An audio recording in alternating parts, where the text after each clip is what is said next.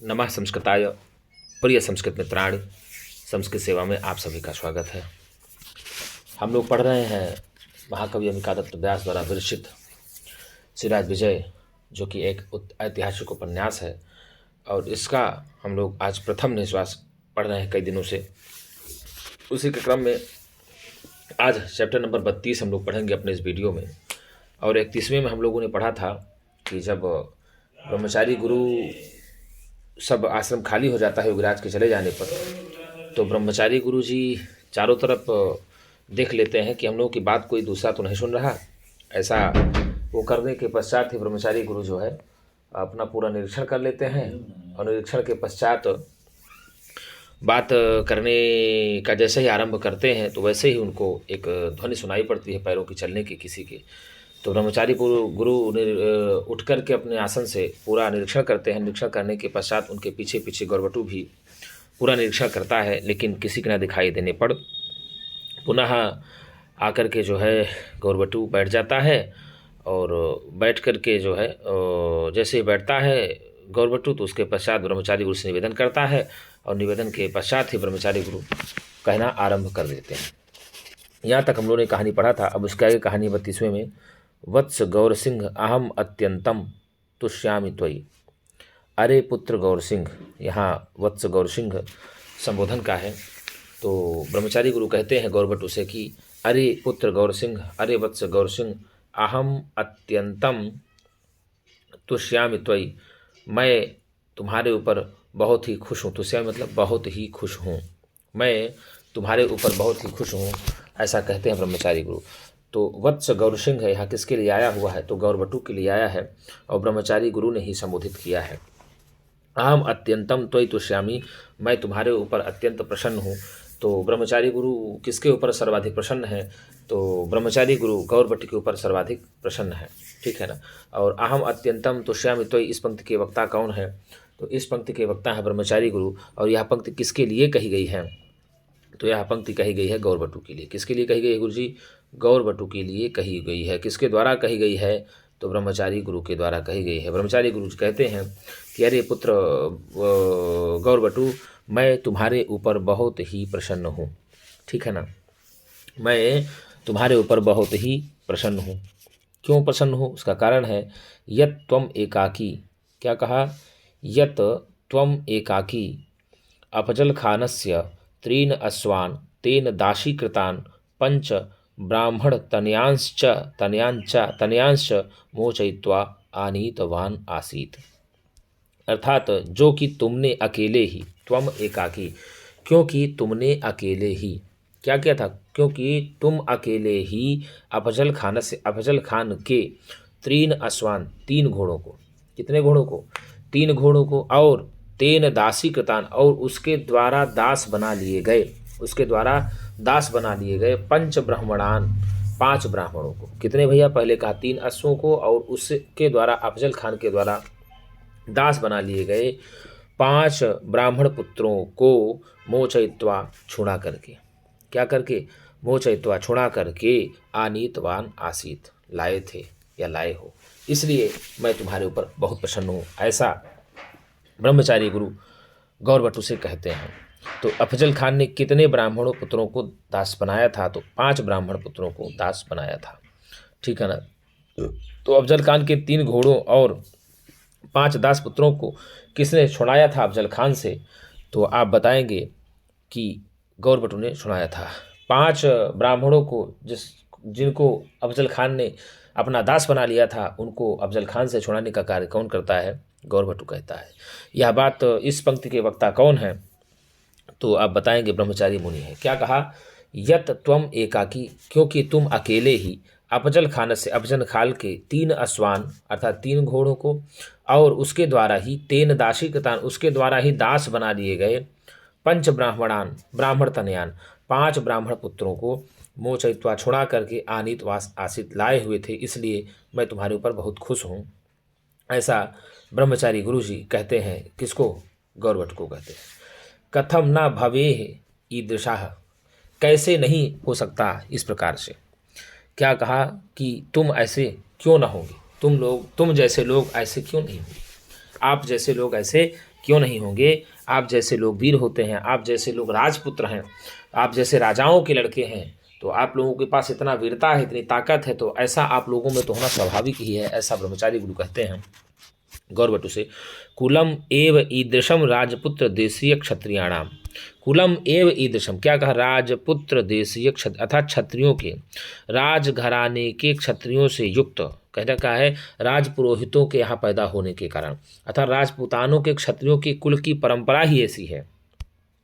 Coulomb एव ईदृशम अर्थात कुल की परंपरा ही इस प्रकार की है। किसके कुल की परंपरा ही इस प्रकार की है? तो राजपुत्रों, क्या कहा गुरुजी? राजपुत्रों के या राजपुतानों के क्षत्रियों की। क्या कहा? राजपुतानों के क्षत्रिय ग्रहों के कुल की ऐसी ही परंपरा है, तो क्यों आप लोग ऐसे नहीं होंगे? आप ऐसे निश्चित ही होंगे। तो यदि आपसे पूछता है कि कुलम एव ईदृशम राजपुत्र देशीय क्षत्रियाणाम, इस पंक्ति के वक्ता कौन है? आप बताएंगे ब्रह्मचारी मुनि है। और यह पंक्ति किसके लिए कही गई है? तो यह पंक्ति गौरवटु के लिए कही गई है। क्या कहा? कथम न भवेह ईदृशः, अर्थात कहने का मतलब हुआ तुम लोग ऐसा क्यों नहीं होंगे, तुम सब ऐसे क्यों नहीं होंगे? क्योंकि जो राजपुत्र या राजपुताने के जो क्षत्रिय होता है, या राजपुताने में जो क्षत्रिय वंश होता है या क्षत्रियों का कुल होता है, उनकी तो परंपरा ही इस प्रकार से होती है। बड़े ताकतवर होते हैं, बड़े वीर होते हैं, बड़े योद्धा होते हैं, उनको किसी भी प्रकार से युद्ध से भय नहीं लगता। तो इस प्रकार से तो ये आपकी परंपरा ही रही है। तावत, इतना जब कहा योगीराज जी ने, तो तावत पुनः अश्रूयत मर्मरः पादक्षेपश्च, तब जैसा ही ऐसा वो कहते हैं कि राजपुताने के क्षत्रियों के कुल की परंपरा ही ऐसी है। ऐसा कहने पर ब्रह्मचारी मुनि के गौरवटु को तावत, तब तक वो कह ही रहे थे, तब तक पुनः अश्रूयत, तब तक फिर से सुनाई पड़ा। क्या सुनाई पड़ा? मर्मरः पादक्षेपाश्च, तब तक फिर मरमर ध्वनि तथा पैरों की आहट सुनाई पड़ी। मरमर मतलब मन को आहट कर देने वाली ध्वनि और पैरों का विक्षेप पुनः से ब्रह्मचारी गुरु को सुनाई पड़ा। तो तावत पुनः अश्रूयत मर्मरः पादक्षेपश्च, पुनः फिर से मरमर ध्वनि या पैरों के चलने की आहट किसको सुनाई पड़ी? ब्रह्मचारी गुरु को सुनाई पड़ी। ततः विरम, जैसे ही सुनाई पड़ती है तो उसके पश्चात ही विरम में रुक करके मुनि ही स्वयं उत्थाय, ब्रह्मचारी मुनि स्वयं उठ करके और प्रोच्चम शिलापीठम एकम आरूह्य, एकम शिलापीठम प्रोच्चम आरूह्य, एक ऊंचे शिलापीठ पर चढ़ करके, एक ऊंची चट्टान पर चढ़ करके। ऊंची चट्टान पे कौन चढ़ते हैं? तो ऊंची चट्टान पर ब्रह्मचारी गुरु चढ़ते हैं और निपुणतया परितः पश्यन्नपि कारणम किमपि ना अवलोकयामास, अर्थात निपुणता पूर्वक चारों ओर देख लेने पर भी कोई कारण नहीं दिखाई पड़ता। चारों ओर ऊंचे शिलाखंड पर चढ़ करके चतुरतापूर्ण, चारों निपुणतया अर्थात चतुरतापूर्ण, सावधानी पूर्वक, चतुरतापूर्ण अर्थात कहने का मतलब होता है कि सावधानी पूर्वक अच्छे प्रकार से चारों ओर पश्यन अपि, देखते हुए भी, अर्थात देखते रहने पर भी, पश्यन पे मतलब यहाँ पर शब्द प्रत्यय है, पश्यन पश्यन तो प्रत्यय रूप चलता है, देखते रहने पर भी किमपि ना अवलोकयामास, अर्थात किसी भी प्रकार के पैरों की चलने की आहट नहीं सुनाई पड़ने पर, अर्थात नहीं सुनाई पड़ा या नहीं दिखाई पड़ा। तो किसी भी प्रकार के किसी भी व्यक्ति के चलने के लिए पैरों की आहट का कोई कारण नहीं दिखाई पड़ने पर चरणाक्षेप शब्दस्य, क्या कहा? चरणाक्षेप शब्दस्य, अर्थात चरण के आक्षेप का शब्द किसी के द्वारा नहीं दिखाई पड़ने पर, अर्थात सीधा कहा किमपि ना लोकयाम, कुछ ना दिखाई पड़ने पर, और ना ही चरणों का आक्षेप दिखाई पड़ने पर, ना ही चरणों के चलने की आवाज़ या ध्वनि सुनाई पड़ने पर। अतः पुनः एकतानेन निपुणम निरीक्षमाणेन गौरसिंहेन दृष्टम यत्, पुनः एक बार, क्या कहा? जब ब्रह्मचारी मुनि ने देखा कि चारों तरफ फिर से निपुणतापूर्वक देखा, किसी के ना सुनाई पड़ने पर और ना ही किसी के पैरों की आहट का कारण दिखाई देने पर नहीं देखा उन्होंने। अतः उसके पश्चात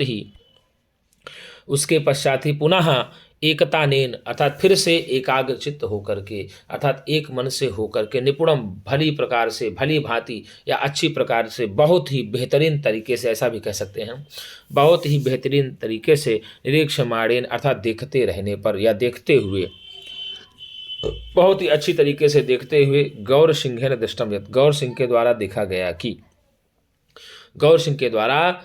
गया कि कुटीर निकटस्थ अर्थात कुटिया के निकट या कुटिया के समीप की निष्कुटक एक गृहवाटिका है। कौन सी है?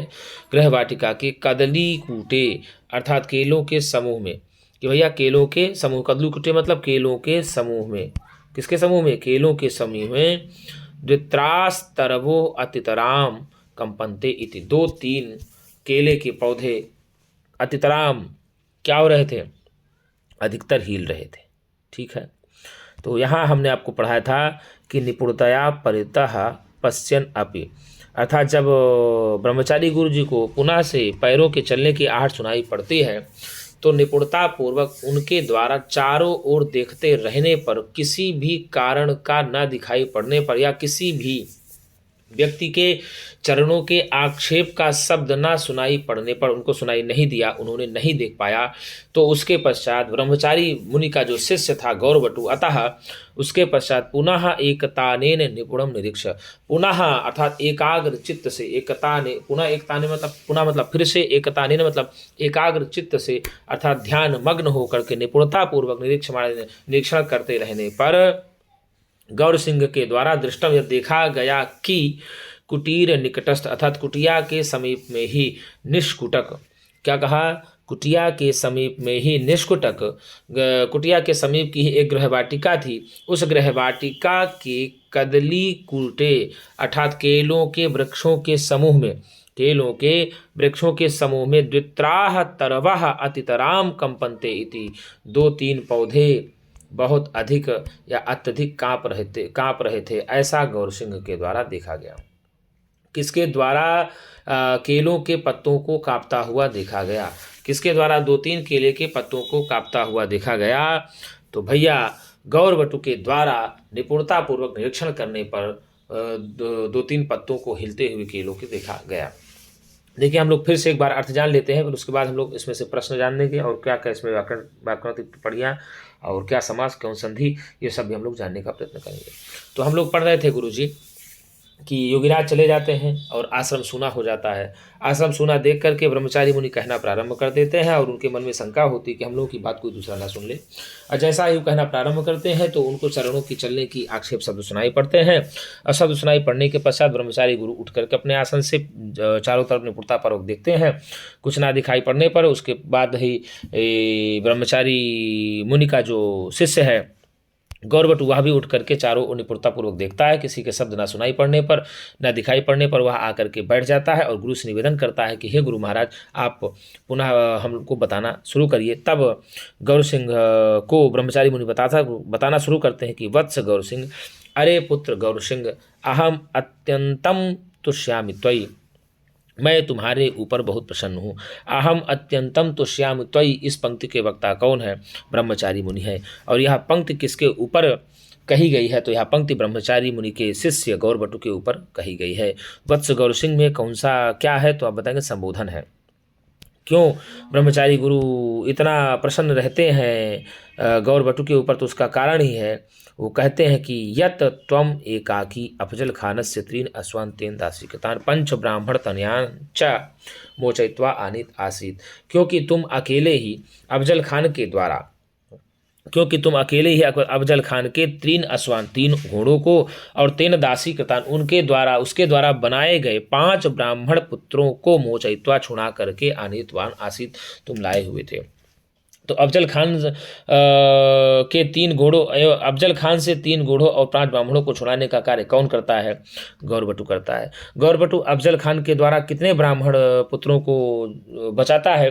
5 ब्राह्मण पुत्रों को बचाता है। अफजल खान ने कितने ब्राह्मण पुत्रों को दास बना लिया था? आप बताएंगे 5 ब्राह्मण पुत्रों को दास बना लिया था, ठीक है ना। और अफजल खान के द्वारा बनाए गए 5 दास ब्राह्मण पुत्रों को अफजल खान से कौन छुड़ाता है? तो आप बताएंगे ब्रह्मचारी गौरवटु छुड़ाता है, ठीक है ना।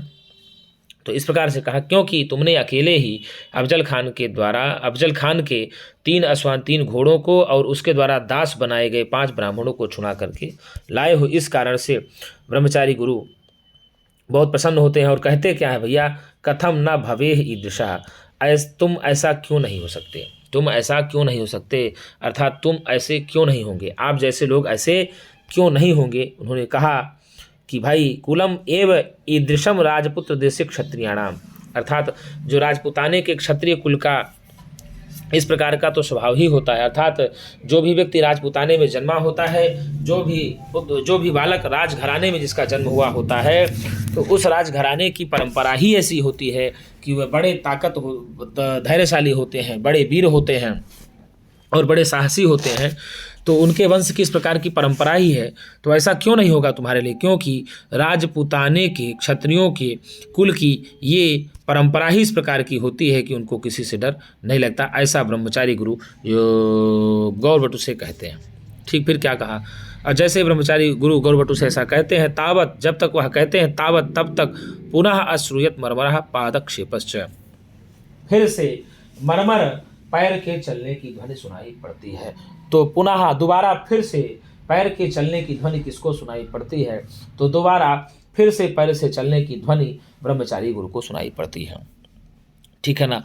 ततः विरम्य मुनि स्वयं उत्थाय, और जैसे ही उनको पैर की ध्वनि चलने की सुनाई पड़ती है, उसके पश्चात विरम्य रुक करके मुनि स्वयं उत्थाय, अर्थात ब्रह्मचारी मुनि स्वयं अपने आसन से उठ करके प्रोचम शिलापीठम एकम आरूह, एक ऊंचे शिलापट्ट पर चढ़ करके, एक ऊंचे चट्टान पर चढ़ करके, तो ऊंचे चट्टान पर कौन चढ़ जाते हैं, तो ऊंचे चट्टान पर ब्रह्मचारी गुरु चढ़ जाते हैं। ब्रह्मचारी गुरु मरमर पादक्षेप अर्थात पैर की मरमर ध्वनि सुनने के पश्चात कहाँ चढ़ जाते हैं, तो एक ऊंचे शिलापट्ट पर चढ़ जाते हैं और चढ़ करके निपुणतया परितः पश्यन् अपि कारणम किमपि नालोकयामास, क्या कहा, निपुणता पूर्वक चारों ओर देखते रहने पर भी किसी भी प्रकार का कारण ना दिखाई पड़ने पर और किसी भी प्रकार के चरणों के आक्षेप या शब्द ना सुनाई पड़ने पर, किसी भी प्रकार के चरणों का आक्षेप या शब्द ना सुनाई पड़ने पर ब्रह्मचारी गुरु जी के, तो ब्रह्मचारी गुरु क्या करते हैं, गुरु जी आकर के फिर अपने शिलापट्ट पर बैठ जाते हैं, बैठ गए होंगे। तो उसके पश्चात गौरवटु से रहा नहीं जाता, उसके पश्चात ही पुनः एक तानेन, अर्थात फिर से गौरवटु ने बड़ी निपुणता पूर्वक अर्थात बड़ी सावधानी पूर्वक निपुणम निरीक्षण अर्थात निपुणपात पूर्वक या सावधानी से चारों ओर देखते हुए एकाग्रचित्त होकर के, पुनः एक ताने मतलब एकाग्रचित्त होकर के एकांत मन से या शांत मन से निपुणम भली भांति निरीक्षण करते रहने पर या देखते रहने पर गौर सिंह के द्वारा दिखाई दृष्टम यत, देखा गया कि कुटीर निकटस्थ निष्कुटक अर्थात कुटिया के समीप की गृहवाटिका के कुटिया के समीप में ही ब्रह्मचारी गुरु जी की कुटिया के समीप एक गृहवाटिका थी, एक उद्यान था। उस उद्यान के समीप में ही क्या कहा, निष्कुटक गृहवाटिका के क्या कहा, कदली कूटे अर्थात केलों के समूह में, क्या कहा, केलों के समूह में वित्राह तरवह अतितराम कंपनते, 2-3 केले के पौधे या केले के पत्ते क्या हो रहा था गुरुजी, हिल रहे थे, बड़ी जोर से हिल रहे थे। देखिए ब्रह्मचारी मुनि देखे और ब्रह्मचारी मुनि के न दिखाई पड़ने पर वो फिर बैठ गए होंगे, लेकिन जो उनका शिष्य था गौरवटु, उसको इससे भी संतुष्टि नहीं हुई, तो वह पुनः एक तानिन फिर से एकाग्रचित्त मन से एकाग्रचित्त होकर के या ध्यान पूर्वक निपुणम निरीक्षण कर अर्थात ब्रह्मचारी मुनि के जो शिष्य था गौरवटु के द्वारा फिर से एकाग्रचित्त मन से निपुणता पूर्वक निरीक्षण करते रहने के द्वारा या करते रहने पर गौर सिंह ने दृष्टम यद, गौर सिंह के द्वारा देखा गया कि कुटीर निकटस्थ कुटिया के समीप निष्कुटक अर्थात गृहवाटिका के कदली कूटे केलों के समूह में द्वित्राह तरवाह अतितराम अर्थात 2-3 पौधे या 2-3 पेड़ क्या है, अतितराम कंपनते इत बहुत अधिक कांप रहे थे। तो यदि आपसे द्वित्राह में समास पूछ ले तो आप बताएंगे गुरुजी द्रौवा, क्या कहा, द्वौ वा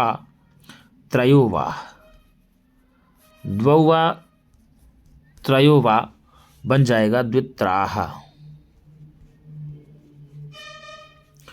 द्वौवा त्रयोवा बन गया द्वित्राह, में बहुव्रीहि समास हो जाएगा। यदि आपसे पूछ लें कि द्वित्राह में कौन सा समास होगा, अभी हम सब आपको बताएंगे कि इसमें क्या क्या हो जाएगा, बहुव्रीहि समास होगा। तो आइए अब हम देखते चलते हैं एक तरफ से। तो गौरवटु के निवेदन करने पर ब्रह्मचारी मुनि अब कहना प्रारंभ करते हैं। तो गौरवटु से ब्रह्मचारी जी कहते हैं कि वत्स गौर सिंह अहम अत्यंतम तो स्वामी तो हे पुत्र गौर सिंह, मैं तुम्हारे ऊपर बहुत ही प्रसन्न हूँ। क्या हूँ? मैं तुम्हारे ऊपर बहुत ही प्रसन्न हूँ। यहाँ त्वयि जो है युष्मत् शब्द का सप्तमी विभक्ति एक वचन का रूप है। सप्तमी विभक्ति एक वचन का रूप है। त्वम त्वाम त्वया तुभम त्वत् त्वौ त्वयि। तो यहाँ त्वयि सप्तमी विभक्ति एक वचन का रूप है। ठीक है। तुष्यामी उत्तम पुरुष की प्रथम पुरुष एक वचन की, उत्तम पुरुष के एक वचन की धातु है। ठीक है। तुष्यामी। यहाँ गौर सिंह गौरवटु के लिए आया हुआ है और संबोधन है। ठीक है ना। अहम अत्यंतम बन गया। ठीक है। अब आगे कहा क्योंकि त्वम एकाम एकाकी अफजल खानस्य और 3 अश्वान 3 दासी कृतान 5 ब्राह्मण तनया से मोचयित्वा आनीत आसान। क्योंकि तुम अकेले ही अफजल खान के 3 घोड़ों को और उसके द्वारा दास बनाए गए 5 ब्राह्मण पुत्रों को छुड़ा करके लाए हुए थे। आसीत इति। ठीक, आसीत बन जाएगा। तुम आनीतवान धन आसीत, तो आनीतवान आसीत हो गया। ठीक है। क्योंकि तुमने अकेले ही छुड़ा करके लाया था। तो अगर आपसे पूछ ले कि मोचयित्वा में कौन सा प्रत्यय है, तो मोचयित्वा में बता दें आपको गुरुजी, मुच से, किससे? मुच से अणिच प्रेरणार्थ में होता है। क्या होता है? प्रेरणार्थ में होता है। ईट और त्वा बराबर मोचयित्वा बन गया, त्वा प्रत्यय हो गया। ठीक है ना। मुच णिच इट त्वा हो जाएगा मोचयित्वा। और आनीतवान, यदि आनीतवान में पूछ ले कौन सा प्रत्यय है, तो आंग उपसर्ग लगा है। कौन सा उपसर्ग गुरुजी? आनीतवान में आंग उपसर्ग लगा है, नी नैने धातु है। ठीक है। और तवतु प्रत्यय, कौन सा प्रत्यय? तवतु प्रत्यय लग करके प्रथमा विभक्ति एक वचन में ही आनीतवान बन जाएगा। ठीक है। आनीतवान आनीतवंतो आनीतवंता रूप चलता है। तो आंग उपसर्ग पूर्वक नी नैने धातु से तवतु प्रत्यय लग करके प्रथमा विभक्ति एक वचन बन जाता है आनीतवान। तो आनीतवान में यदि पूछ ले आपसे कि कौन सा प्रत्यय है, तो आनीतवान में आप बताएंगे कि गुरुजी तवतु प्रत्यय हो जाएगा। अफजल खानस में यदि पूछ ले कौन सी विभक्ति है, षष्ठी विभक्ति एक वचन है। 3 अश्वान में 3 घोड़ों को द्वितीय विभक्ति बहुवचन है। दासी कृतान में द्वितीय विभक्ति बहुवचन है। 5 ब्राह्मण तनयान चा, 5 ब्राह्मण तनयान चा, 5 ब्राह्मण तनयांश बन जाएगा। 5 ब्राह्मण पुत्र को मोचयित्वा छुड़ा करके आनीतवान आसीत इति, छुड़ा करके लाए थे, ऐसा कहा। त्वम एकाकी, यहाँ पर व्यंजन संधि हो जाए तो त्वम एकाकी में। और गुरुजी आपको बता दें त्वम युष्मत् शब्द का एक वचन रूप बन जाएगा। ठीक है। अब त्वम एकाकी किसके लिए कहा गया है, तो त्वम एकाकी शब्द जो है गौरवटु के लिए प्रयोग किया गया है। ठीक है। यदि आपसे पूछ ले कि ब्राह्मण तनयान में हाँ समास कौन सा होगा, क्या कहा गुरुजी? यदि आपसे ब्राह्मण तनयान में समास पूछ ले तो आप क्या बताएंगे? तो ब्राह्मणा नाम, क्या कहेंगे? ब्राह्मणा नाम तनयान, ब्राह्मणा नाम तनयान, ब्राह्मण तनयान बन जाएगा षष्ठी तत्पुरुष समास। षष्ठी तत्पुरुष समास बन जाएगा ब्राह्मण तनयान में। ठीक है। ब्राह्मण तनयान में यदि आपसे पूछता है कि कौन सा समास होगा, तो आप बताएंगे षष्ठी तत्पुरुष समास। और कथम न भवेह ईदृशः कुलम एव राज पुत्र देशीय क्षत्रियणाम, अर्थात ऐसा क्यों नहीं होगा, तुम ऐसे क्यों नहीं होंगे, आप जैसे लोग ऐसे क्यों नहीं होंगे, क्योंकि राजपूताने के क्षत्रियों के कुल के वंश की परंपरा ही ऐसी रही आई है। राजपूताने क्षत्रिय वंश की ऐसी परंपरा ही पूर्व से रही आई है कि बड़े वीर धीर और गंभीर होते हैं। यदि आपसे पूछ ले कि राजपुत्र देशीय क्षत्रियाणाम में कौन सा समास हो जाएगा, तो आपको बता दें राजपुत्र, क्या कहा? राजपुत्र देशीयाणाम, राजपुत्र देशीयाणाम और क्षत्रियाणाम, राजपुत्र देशीयाणाम क्षत्रियाणाम षष्ठी तत्पुरुष समास, षष्ठी तत्पुरुष समास हो जाएगा राजपुत्र देशीय क्षत्रियाणाम में। ठीक है। और तो इस प्रकार से आपसे पूछ लेता है तो आप इस प्रकार से बताएंगे। तो ईदृशः, तो यदि आपको कहेंगे तो ईदृशम, ठीक है ना, तो ईदृशम कि आप बता दें आपको ईदृशमेव दृश्यन्ते इति ईदृशम, इदम दृश्य कहीं हो जाएगा, तेदाधु दृश्यवन से ही हो जाता है, ऐसा सूत्र आता है, तो उससे हो जाएगा। तो कुलम एव ईदृशम, कुलम धन एव, कुलमेव बन गया, ठीक है ना, एव धन ईदृशम, ईदृशम बन गया। तो क्षत्रियाणाम षष्ठी व्यक्ति बहुवचन हो जाएगा। तावत पुनः अश्रूयत मर्मरः पादक्षेपा, जब तक उन्होंने ऐसा कहा कि राजपुत्र या राजघराने की कुल की परंपरा ही ऐसी रही आई है, तो ऐसा तुम क्यों नहीं हो सकते। तो इतना कहने पर ही ब्रह्मचारी मुनि के उनको पुनः तावत अश्रूयत मर्मरः पादक्षेपश्च, पुनः उनको पैर के चलने की मरमर ध्वनि सुनाई पड़ती है। किनको पैर की चलने की ध्वनि सुनाई पड़ती है, तो ब्रह्मचारी मुनि को पैर की चलने की सुनाई पड़ती है, ध्वनि सुनाई पड़ती है। अब यहाँ जो दिया है कि पादक्षेपः में कौन सा समास होगा, तो पादयोः क्षेपः, क्या कहेंगे आप, पादयोः क्षेपः इति पादक्षेपः बन गया षष्ठी तत्पुरुष समास। और पादयोः में कौन सी व्यक्ति कौन सा वचन है, तो षष्ठी व्यक्ति द्विवचन हो जाएगा, ठीक है ना। तो अश्रूयत सुनाई पड़ा, क्या मतलब पैर के चलने की ध्वनि सुनाई पड़ी, यावत तावत हो जाता है। अब फिर क्या कहा, ततः विरम्य मुनि स्वयं उत्थाय, उसके पश्चात विराम करके वीरम लेप हो जाएगा, विरम्य बन जाएगा। क्या बना, विरम्य यदि पूछता है आपसे कौन सा प्रत्यय होगा, तो वी रम लेप होकर के विरम्य बन जाएगा। उसके पश्चात थोड़ी सी रुक करके विराम लेकर के मुनि ने स्वयं उत्थाय, तो उत्थाय में कौन सा प्रत्यय होगा, तो उत उपसर्ग होता है, उत उपसर्ग पूर्वक स्था धातु, स्था से लेप प्रत्यय होकर के बन जाता है उत्थाय, ठीक है ना। उसके पश्चात पुनः क्षण भर विराम लेकर के मुनि स्वयं उठ करके, और क्या कहा, मुनि ने स्वयं उठ करके प्रोच्चम शिलापीठम एकम आरोही, एक ऊंचे शिलापीठ पर चढ़ करके, तो आंगरूह लेप हो जाएगा, आंगरूह लेप, आंगरूह आरोही बन जाएगा, लेप प्रत्यय हो जाता है, ऊंचे शिलापीठ पर एक चढ़ करके, तो शिलापीठम एकम, शिलापीठ में कम बन गया। तो प्रोच्चम प्राधन, प्राधन उच्चम बराबर प्रोच्चम बन जाएगा, आद गुण, कौन सा सूत्र है, आद गुण सूत्र से ही यहाँ पर गुण संधि हो जाएगी, प्रोच्चम, एक ऊंचे शिलापीठ पर चढ़ करके। और शिलापीठम के यदि समास पूछ ले तो शिलायाः पीठम इति शिलापीठम, क्या कहा गुरुजी, शिलायाः पीठम इति शिलापीठम बन जाएगा, ठीक है, शिलायाः पीठम इति शिलापीठम बन गया। तो इसमें षष्ठी तत्पुरुष समास हो जाएगा। आरोही में आंग रूह लेप हो जाएगा, आरोही लेप हो जाएगा। निपुणतया परितः पश्यन्नपि कारणम, निपुणता पूर्वक चारों ओर देखते रहने पर भी कारणम किमपि नावलोकयामास, कोई भी कारण ना दिखाई पड़ा और किसी के भी चरणों के शब्दों का आक्षेप भी सुनाई नहीं पड़ा, ठीक, किसको, तो ब्रह्मचारी मुनि को। तो यदि आपसे पूछ ले कि गुरुजी अब आप बताइए कि चरणाक्षेप शब्दस्य में कौन सा समास होगा, तो चरणयोः, चरणयोः, चरणयोः ऐसे करेंगे, चरणयोः आक्षेपे,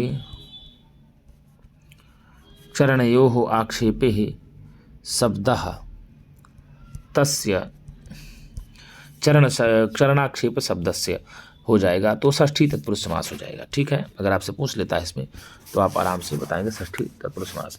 और पश्यन अपि, तो पश्यन धन अपि हो जाएगा, पश्यन धन अपि, पश्यन धन अपि, पश्यन बन गया, रो अन्नास का नास को हुआ, तो पश्यन बन जाएगा।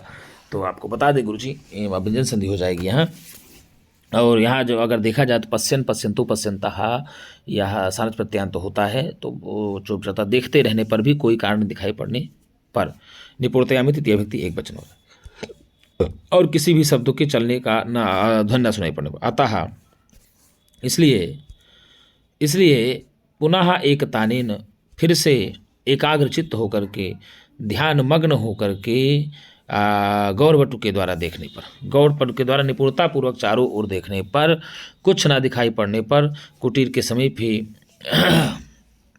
अर्थात गृहवाटिका के केलों के दल में या केलों के वृक्षों के दल में या केलों के वृक्षों के समूह में 2-3 पौधे काँप रहे थे, ऐसी 2-3 पौधे काँप रहे थे ऐसा देखने पर। किसके गुरुजी?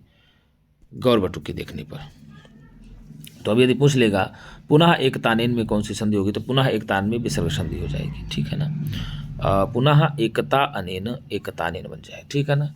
अब यदि पूछ ले आपसे गुरुजी कि ये दिया है ना कि कुटीर निकटस्थ निष्कुटक कदली कूटे में कौन सा समास होगा, तो कुटीर निकटस्थ कदली दल कूटे में कुटीरस्य निकटस्थाः कुटीर निकटाः निष्कटाः बन जाएगा, षष्ठी तत्पुरुष समास। और तेषु कदली नाम कूटे प्राय तत्पुरुष हो जाएगा। और कुटीर निकटस्थ निष्कटक कदली दल कूटे में यदि पूछ ले तत्पुरुष समास हो जाएगा। और द्वित्राह में यदि आपसे समास पूछ ले तो द्वित्राह में आप बताएंगे बहुब्रीहि समास होगा। द्वौ वा त्रयो वा, क्या कहा? द्वौ वा त्रयो वा, 2 और 3, त्रयो वा 2 अथवा 3, तो द्वौ वा त्रयो वा हो जाएगा। क्या कहा? द्वौ वा त्रयो वा, द्वित्राह बन जाएगा। क्या बनेगा? द्वित्राह में आप लगाएंगे बहुब्रीहि समास। कौन सा समास? बहुब्रीहि समास हो जाएगा द्वित्राह में। तो इस प्रकार से उसके देखने पर 2-3 पौधों के कांपते हुए 2-3 पौधे दिखाई पड़ते हैं। तो निपुणतापूर्वक देखने, किसके देखने पर पता चला कि केले के बगीचे में 2-3 केले के पौधे हिल रहे हैं, या किसके द्वारा मालूम पड़ता है? तो यह मालूम पड़ता है गुरुजी गौर वटु के द्वारा देखने पर। किसके द्वारा? गौर वटु के द्वारा देखने पर हो जाता है। अब यहाँ यदि आपसे पूछ लेता है कि गुरुजी कुटीर निकटस्थ निष्कुटक कदली कूटे में कौन सा अलंकार होगा, तो यहाँ पर सुत्यानुप्रास हो जाएगा। अनुप्रास होगा, अनुप्रास में भी सुत्यानुप्रास अलंकार हो जाएगा। कौन सा अलंकार? सुत्यानुप्रास अलंकार हो जाएगा। यदि आपसे इसमें पूछ ले गुरुजी कि वत्स गौर सिंह अहम अत्यंतम तुष्यामि त्वयि, तो यहाँ पर अप्रस्तुत प्रशंसा अलंकार होगा। और एक बात यहाँ कह रहे हो, ये क्या कहते, कथम न भवे ईदृशी कुलम एवेदृशम राजपुत्र देश क्षेत्र, इसमें होगा गुरुजी, ठीक है ना, कि राजपूत क्षत्रियों की वीरता की, गौर सिंह की वीरता का यहाँ प्रतिपादन किया जा रहा है, इस कारण से यहाँ पर अप्रस्तुत प्रशंसा अलंकार भी हो जाता है। तो मित्रों, एक मेरा निवेदन है छोटा सा, यदि आपको वीडियो अच्छी लगे, तंचमात भी अच्छी लगती है, थोड़ी भी अच्छी लगती है, तो एक बार संस्कृत सेवा इस चैनल को लाइक और सब्सक्राइब जरूर करें और टीजीटी में अपने आप को गंभीरतापूर्वक लगाएं। यदि आप अभी तक हमारे चैनल में नए बने हैं और अभी तक चैनल को आपको सब्सक्राइब नहीं किया आपने, तो उसको लाइक और सब्सक्राइब कर लें।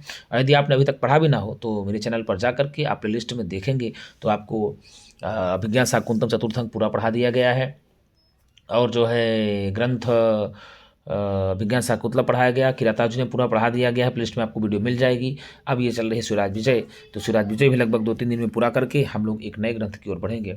तो मित्रों, आज के लिए इतना ही। हम पुनः एक नई वीडियो के साथ मिलेंगे। तब तक के लिए नमः संस्कृताय, शुभ रात्रि।